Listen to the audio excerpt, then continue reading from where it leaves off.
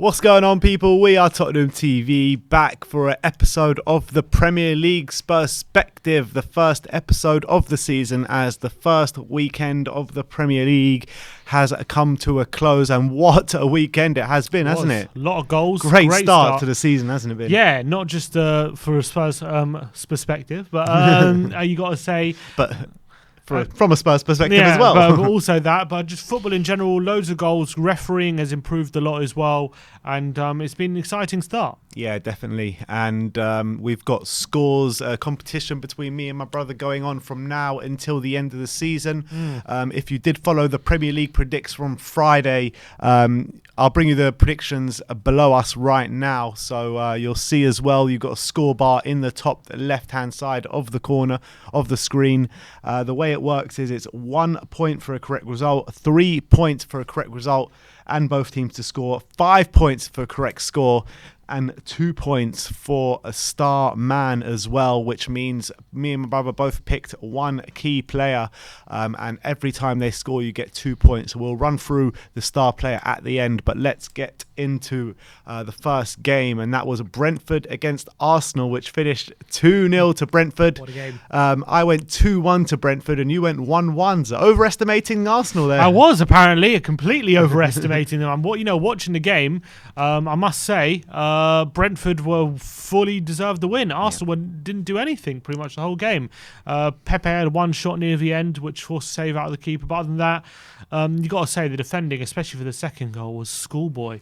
Proper schoolboy 50 million stuff. for Ben White. Never seen anything like it, that second goal. I said to my friend, even if Tottenham got beaten 5-0 against City, it wouldn't be as embarrassing as that second goal they conceded.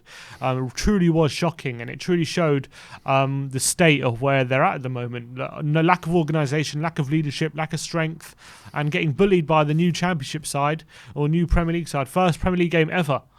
And goes to show top flight game for 74 years. Yeah, just goes to show where Arsenal are at the moment. It was shocking. Yeah, and it was much to my delight. I mean, we couldn't have kicked off the Premier League in any better fashion. It really put me in a good mood for Saturday. I was beaming when I woke up. The sun was shining, the crowds were back, Arsenal being beaten. The weekend and got off to the best start possible. Exactly. All right, so that makes it 1-0 to me as I got the correct result but not correct score.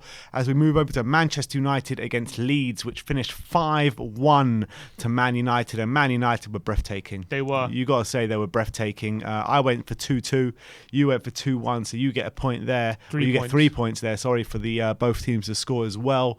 Bruno Fernandes getting a hat-trick, Pogba getting 4 assists. I mean, breathtaking stuff from Man United. You must say, yeah, the way Pogba and Bruno linked up was special. I get the feeling Pogba, in his last year of his contract, players seem to up their game when they're in the last year of their contract. Yeah. To either get the new contract or to get the move when they do end up going. So I think Pogba could be in for a worldie, I've got a feeling. But Bruno started the season as he means to go on with a hat-trick, clinical hat-trick as well. There were some higher quality goals. Yeah. Ayling equalised before. You thought Leeds were back in it, but Man United hit back pretty immediately with Mason Greenwood, and they went from strength to strength, and they completely battered Leeds. So very impressive for Man United. Definitely makes it 3-1 to you. You go in the lead as Burnley, Brighton next. It finished 2-1 to Brighton. You went 1-0 to Brighton. I went 1-1, so more points coming your way. Brighton coming from behind, didn't they? They did. Our early goal from Tarkowski, which was odd because it looked like a definite foul on Maupay, and he literally pushed Maupay over, went on to head in the goal.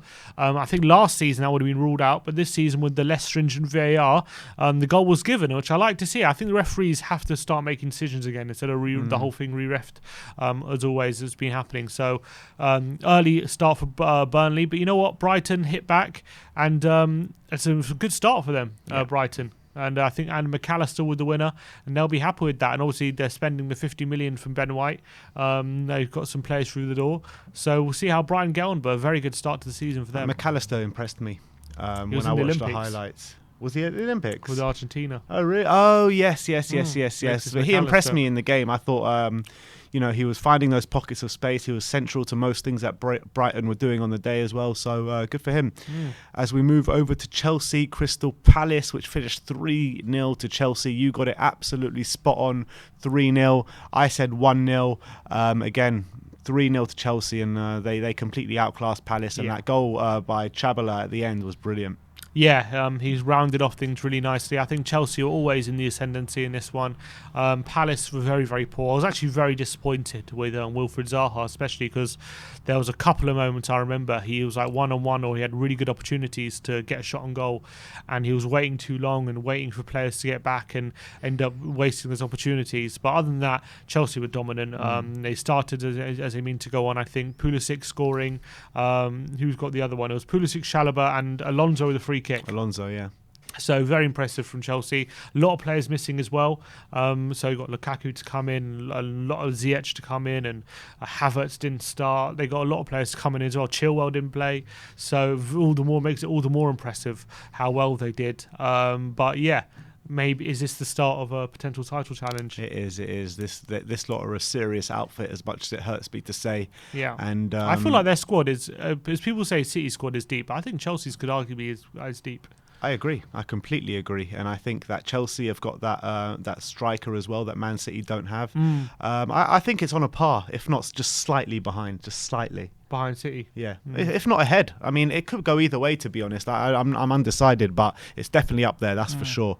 As the scores on the door so far are 9-4 to Simeon. As we move over to Everton, Southampton, 3-1 to Everton at Goodison. That kicks off the Rafa Benitez range. Pretty good for Everton. You went 1-0. I went 1-1. Some more points coming your way. Another point for me. Everton, good start for them. Apparently they didn't come back from conceding the first goal the whole of last season. They've already done it in the first game of this season, so very impressive. Adam Armstrong actually scoring on his debut, really nice finish. But Andros Townsend getting a nice assist. Not quite, a bit of a lucky assist, but got an assist. I didn't see it. He was kind of it was a corner comes in. It was headed out by a Southampton defender. Then he heads it back in on the edge of the box, and Richarlison ended up volleying it home. Decore scored an absolute class goal on the edge of the box. Oh yeah, really that was class brilliant goal. Really was. Class what goal. A finish into the near top corner, right? Yeah, right into the top corner. Very impressive. And then Richarlison, Calvert-Lewin wrapping things up for a very good win, a very good start for Rafa. Yeah, definitely. And that's another point for you. 10-4 to Sim as it stands, as we go on to Leicester against Wolves, which finished 1-0 to Leicester, which Simeon, you got it absolutely spot on again. And I went 2-0. So points coming both our way, but you get the big one there with a 5-pointer. For Leicester against Wolves. Yeah, very happy with that one. Not the result. I tell you what, we're watching a game. Wolves were very unlucky. They could have easily got something out of this game. I heard they were quite poor in the first half, but then really improved in the second. Yeah, Dama Traore had a one-on-one with Schmeichel when he put it just wide. Yeah. Trincao as well looks like a tricky customer. He's going to be a serious player. But you got to say the goal from Vardy was very impressive. Really impressive near post volley, tight angle, ended up getting into the roof of the net. So fair play to Leicester. Started with a solid win against a tough Wolves side, it looks like, but good solid win for Leicester, building on their Community Shield win. Yeah, I mean, Leicester always have strong starts to the season. They do. It's how they finish off is their problem. Very true. Watford against Aston Villa in the return to Watford to the Premier League, and obviously the remade Aston Villa after Jack Grealish has left and all the new signings has come in. It finished 3-2 to Watford on the day, which caught a lot of fans by surprise, didn't it? Both of us as well. You went 2-1 to Villa. I went 3-1 to Villa, but you got to give credit to Watford because from what I saw, they played really well. Ismaili Assar running the show, really. Yeah, and they seemed like a lot of energy, very, very quick attackers, which gave Villa no end of problems. Villa started Ashley Young in left wing. And then moved him to left back, didn't they? Yeah, so it's not really his best position, is it? You don't want to see Ashley Young at 35 years of age on your wing, do you? So I think that was probably, maybe it was on his return to Watford. He wanted to try and get a goal or something, but...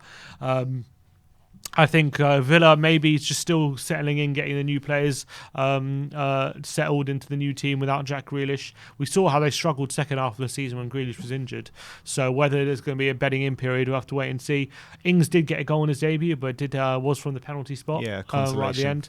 And Buendia actually happened to go off very early. He went off after about an hour, so he didn't have the best of games. Leon Bailey coming on, getting an assist. But John McGinn, what a finish that was for the Bailey really goal. was. But you got to say, Sarr, Dennis, and I think it was Chuka Hernandez, 3 quality goals, especially Hernandez with that lovely finish from the right-hand side of the box, just, I think, 30 seconds after coming on as a sub. So very impressive from Watford. And a lot of people tipped them to go down, but you got to say, it's a great start for them. Yeah, that's obviously just one game. I think they will still go down, but credit where credit's due, because I thought they were really good and really impressive. Norwich against Liverpool, which finished 3-0 to Liverpool. You went 4-1, I went 2-0. But Liverpool back at it again, watertight with Virgil van Dijk back in defence. Yeah, and they with Jota, Salah, both getting on the score sheet, and Firmino as well. Salah looked in the mood with a goal and 2 assists. Very impressive from him. Norwich really struggling on the opening day, and Liverpool maybe looking to make a bit of a statement, saying, "Look, as much as people are writing us off, we're still title challengers." And I think if Salah's in that mood the whole season, they could well be. They could well be. Yeah, definitely. As that makes it 16-10 to Sim as we go into the last couple of games, the 2 Sunday games. We start off with Newcastle West Ham, which finished 4-2 to Newcastle. So pretty much the highest scoring game of the weekend, and I predicted 0-0. 0-0. Yeah. You predicted 2-0 to West Ham, so you got more points there for West Ham. Antonio missing a penalty, but grabbing himself 2 assists and a goal. So he picks up where he left off. Yeah, another good performance from West Ham, although they did show some frailties at the back, conceding 2 goals. A lot of good finish from Wilson and from Murphy as well. But you got to give credit to West Ham coming back from behind twice. Never gave up. I thought they were very, very lucky to get that penalty, which obviously put them back in the lead and probably won them the game. I don't think they deserved that. I think Murphy got the ball, should have been overturned. I think that was a bad mistake from the ref. But other than that, West Ham, again, looking dangerous. Benrahma starting the season with a goal. Bowen looking dangerous as well. And Antonio looking like the striker he's been for the past couple of years. So fair play. Yeah. And as we move over to the last game and the game of the weekend, Tottenham 1, Manchester City 0. Sim's going 2-2 and I went 2-1 to Spurs. So the last point of the week goes to me. But Spurs were absolutely brilliant. And Man City probably will be very disappointed with their performance. Yeah, you got to say that. Great performance from Spurs, as we've said. You've probably seen us talk about Spurs enough on this channel. But yeah, what a start to the season. Nuno's off to the perfect start. Unbelievable performance over 90 minutes. A proper team performance as well. So really, really happy with that. And let's hope we see more of that. Definitely. And finally, the star man. Sim went for Timo Werner and I went for Mohamed Salah. So Werner got 0 goals and Salah got 1 goal. So that's 2 points coming my way. So the game week finishes on the first week of the season. 17 points to Sim and 13 points to me. Fairly close. But why did you go for Timo Werner? I thought he would score against Palace. Interesting. I thought he was definitely going to start because Lukaku was isolating. And I thought he was going to score, and he didn't. Fair enough. All right, so there you go. As it finishes 17-13 to Sim, we'll see how next week's goes. We'll see you for another episode of the Premier League Predicts on Friday. Thank you, everyone, for watching today. Like, subscribe, and comment. And as always, come on, you Spurs.